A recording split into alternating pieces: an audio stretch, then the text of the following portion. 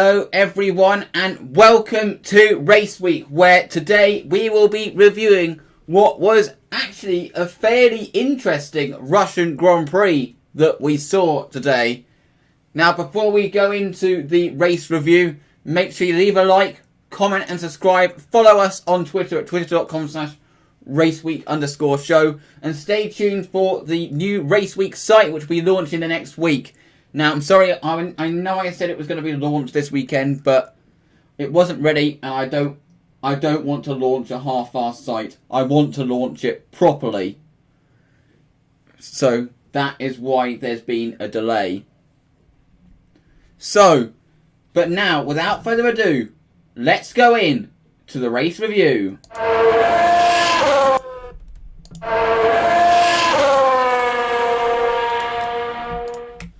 So, in what was a very interesting race, which actually did see probably more overtaking and action than we have ever seen at Sochi, out of all the Russian Grand Prix that there have been. The race got underway, and Max Verstappen didn't get the best launch, but Valtteri Bottas got alongside Lewis Hamilton going into the first corner and actually tried it around the outside, but he did not quite get his braking right and eventually had to settle for second, whilst Max Verstappen had to actually go through the escape route, which meant that he lost second place. He actually initially lost third place, but he quickly got that back, whilst the safety car was immediately deployed as Carlos Sainz kind of made a little bit of a hash of his rejoin when going through the penalty zone, hitting the wall on the exit, and obviously that damaged his car. And then there was an incident involving Lance Stroll and Charles Leclerc. I'm not sure there was much Charles Leclerc could really have done about it, to be honest. Like, it was a case of 2 into 1 doesn't go, as they said in commentary. It can be said. And I think not penalising anyone for it was the right decision. But due to both these incidents, the safety car was out. And there was actually drama before the start, I need to mention. And this would obviously play a massive role in the race later on. Lewis Hamilton did not restart in the designated zone. And that fell foul of the stewards because of that.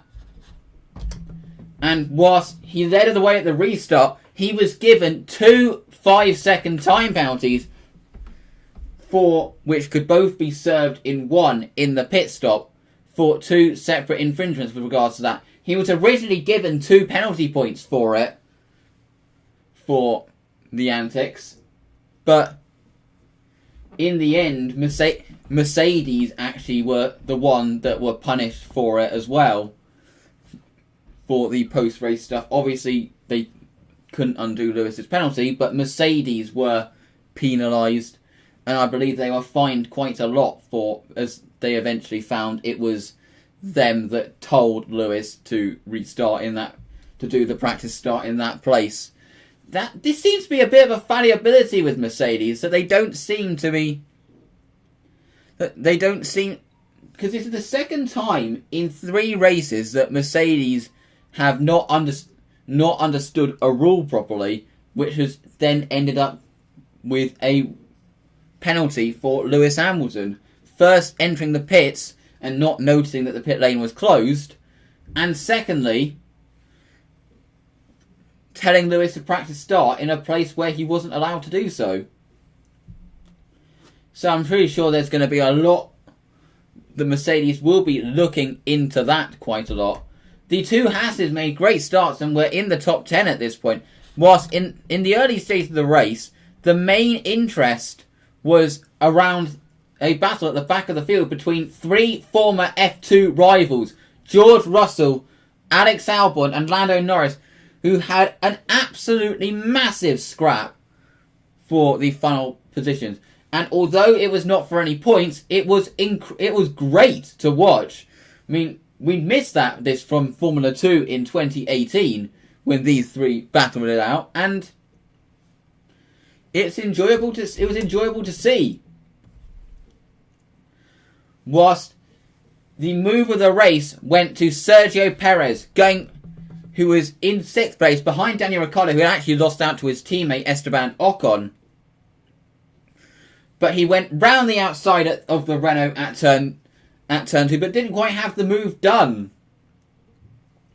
So into the long turn 4, he kept his foot in and he took the position. A really good move from Sergio Perez. Whilst Lewis Hamilton served his penalty, but he put in some really good laps before he pitted, and he only lost out to Bottas and Verstappen. And part of that was because Daniel Ricciardo ended up being held up by Sebastian Vettel the Renaults were held up by Sebastian Vettel for quite some time. And eventually Ocon was being held up and he let Ricciardo through to see if he could have a go. And he eventually got through and was followed through by Ocon in the end. But then Daniel Ricciardo got a 5-second penalty for not going through the bollard. Many drivers fell foul of that. Whilst at the front, Bottas and Verstappen, who were able to start on the mediums due to the qualifying drama yesterday, Lewis had to start on the softs, were pulling away up front, which meant that Lewis had an uphill struggle on older tyres to catch them. Whilst towards the end of the race, Alex Albon had made a bold decision to make a second pit stop and not go to the end. And on fresher tyres, he was sizing his way through the field. Whilst here you have a picture of Sebastian Vettel and Romain Grosjean. The virtual safety car briefly came out as Romain Grosjean actually took out that bollard, and they obviously put the virtual safety car out to put a new one in. And also that meant that allowed for Pierre Gasly to make a late pit stop under the virtual safety car. And he actually rejoined behind Albon, but managed to get through before passing Norris, with Albon following suit. But it was Valtteri Bottas who crossed the line to take the victory in the Russian Grand Prix. And taking a look at the result of the Russian Grand Prix, it was Valtteri Bottas who took the victory, ahead of Max Verstappen in second. Lewis Hamilton finished in third, ahead of an incredible drive from Sergio Perez in fourth. Daniel Ricciardo's time penalty didn't actually affect him in the end. He finished in fifth, ahead of Charles Leclerc in sixth. He pulled off a great strategy. He went very long, starting on, I believe, the hard tyres, and went very long into the race, made the switch later on, and had good enough pace to split the two Renaults. Danny Kvyat, probably one of the drivers of the race for me, he managed to make an alternate strategy work really well as well. And he almost managed to pass Esteban Ocon for 7th. Came so close on the final lap but couldn't quite manage to make it stick. Beating Gasly, I believe, for the first time this season. On track for the first time this season. With Alex Albon rounding at the top 10. Then you had Giovinazzi, Magnussen, another embarrassment for Sebastian Vettel. Showed no sign of scoring any points. Then you had Kimi Raikkonen, Lando Norris, who was actually really costing. He had to back off because he had many cars on the outside, and then had to avoid Sainz's crash, which put him on the back foot for the rest of the race. Then it was Latifi, Grosjean and Russell. Now, are we doing the team-by-team verdict in reverse constructors order? But firstly, the Formula 2 sprint race took place this morning, and now let's do a brief recap of what happened in the Formula 2 race.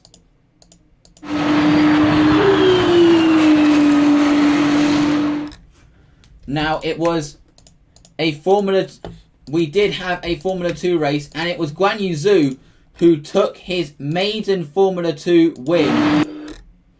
But that was not the big story of the race. The big story of the race was an absolutely massive crash which brought it to a halt after 5 laps between Luca Giotto and Jack Aitken. Both went side by side into turn 4, made contact, and heavily went into the barriers at base. I mean, Jack Aitken was kind of slow, went in at a good angle, so he was kind of slowed down. But Luca Giotto went in at basically full speed, unabated speed, but as you can see from the picture, both drivers did walk away from the incident, and something that shows how big the crash is. You cannot even see the cars in this shot. They actually were ensnared in the Tech Pro. But a real testament to the safety of a current Formula racing car. Real testament to how safe these cars are these days. The fact that both drivers walked away, and not just walked away, they went to the medical centre and were instantly cleared and were back in the pit lane. The race was not restarted after there was a... And that was not really surprising, to be honest, considering the barrier was utterly destroyed. And considering they were time limited, I think that it was inevitable that the race was not going to be restarted in the end. It was inevitable. Half points were awarded, so at this point it didn't really have much of an impact on the standings. Guan Yu Zhu took his maiden win, but I don't think he wanted to do it this way. He took half points only, and considering this reduced score, he only got 7.5 points for it. He finished ahead of Nikita Mazepin in second, who finished level on points. Who's actually now level on points with his fellow countryman Robert Schwartzman, who I think, to be honest, his title chances are pretty much done after another bad weekend, which much of it wasn't really his fault, but it was another bad weekend for him. Mick Schumacher finished in third ahead of... And Jack Aitken and Luca Giotto were actually still classified due to the count back to the previous lap in fourth and fifth. In sixth place it was Yuki Tsunoda ahead of Callum Ilott, who had a bad sprint race. Had contact on the first lap, which seemed to damage his car. Then it was Ticktum who took the final point. So, now let's go through the team-by-team verdict. And I'll be doing it in reverse constructors order.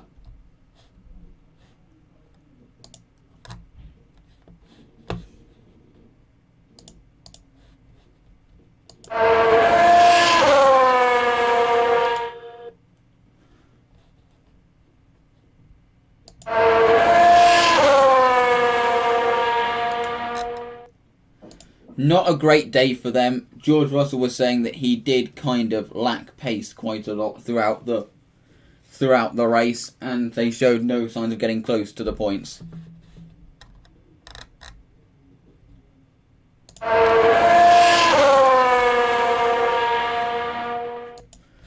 seemed to be really good at strategies, but unfortunately they just fell back towards the end of the race, or since they got into the points, and they just their race was just a downward spiral from there, and they in the end finished in 12th and 17th. Magnussen 12th and Grosjean 17th.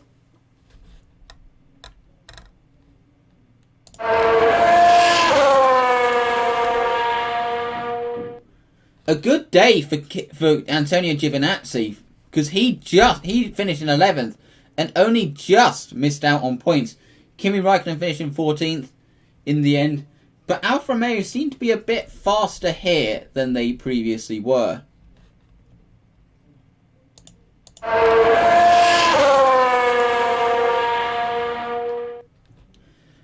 AlphaTauri, they had a double point score this weekend today, and it's a track that they've typically struggled at in the past, but Danny Kvyat had one of his best races of his career to finish in 8th place on home soil, which I'm pretty sure would have delighted the Russian fans that were there today.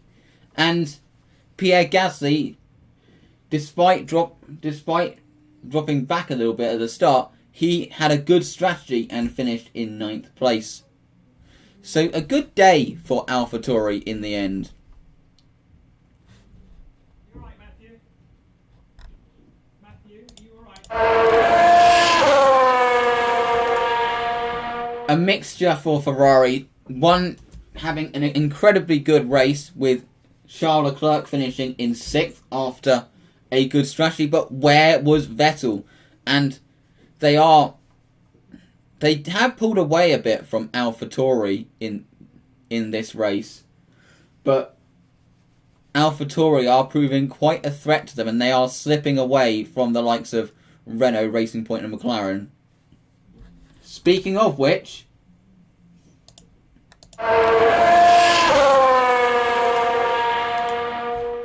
it looks like we are in for an exciting battle for 3rd in the constructors' standings, with 3 teams separated by 8 points. Renault had another double point score. They have, since Belgium, they have really upped their game and have been consistently getting good results. A 5th place for Daniel Ricciardo and a 7th place for Esteban Ocon. Another good race for them.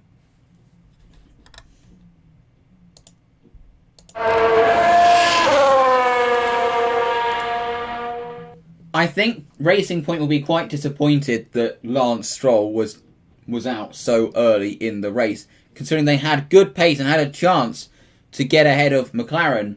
Sergio Perez drove absolutely brilliantly today to make to once again have a quiet but very understated drive to 4th, and really showing everyone that it's a shame that why he deserves to be in Formula 1 next year. So a great drive for Sergio Perez to finish in 4th.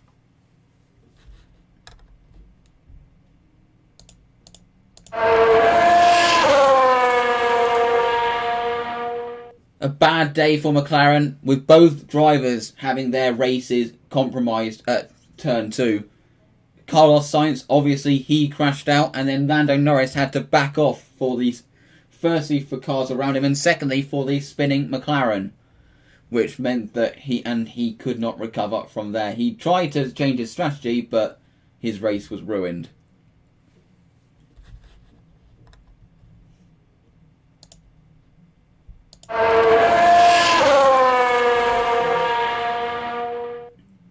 A mixed day for them. Max Verstappen was pleased to be on terms with the 2 Mercedes today and to split them. Alex Albon was always going to be on the back foot after his gearbox penalty, which put him down in 15th. The team tried something with the strategy and he did make it work. It was a good drive from Albon in the circumstances, but they have fallen further behind Mercedes in the standings.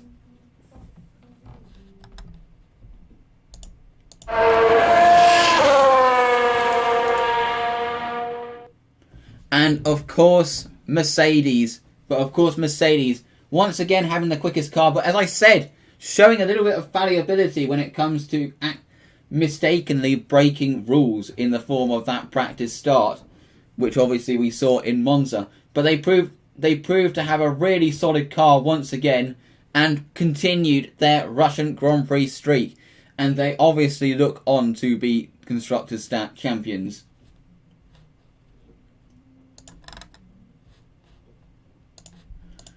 So, in the drivers' standings leaving this race, Lewis Hamilton leads the standings by 44 points now, back to Valtteri Bottas in second. The gap has been brought down by 10 points from 54. It was 54 points a week before this race, and now it's 44. And his 91st race win will have to wait. Max Verstappen's in third, ahead of Lando Norris, who's still in fourth despite not scoring. Alex Albon is in fifth, ahead of Daniel Ricciardo in sixth. Leclerc and Stroll are level for seventh in the standings. Then you have Sergio Perez, who's 1 point behind Stroll in ninth, with Pierre Gasly rounding out the top 10. Then you have Sainz in 11th. He's been so unlucky this season. it can be said. Then you have Esteban Ocon, Sebastian Vettel, Danny Kvyat, Nico Hulkenberg, Kimi Raikkonen, Antonio Giovinazzi, Kevin Magnussen, Nicholas Latifi, and George Russell and Romain Grosjean are the 3 that have yet to score. So that is it from when it comes to reviewing the F1. Obviously, I have the Road to F1 review, which will be done tomorrow evening at 8:15, where I will be reviewing the Formula 2 races at the weekend that have taken place this weekend. And of course, don't forget to tune in for the midweek recap, which obviously will be on Thursday evening. And stay tuned for the new RaceWeek site, which I'm hoping will be launched in the next few days. Thank you very much for watching, and we'll see you tomorrow for the F2 review, and we'll see you tomorrow on Thursday for the midweek recap. See you then. Goodbye.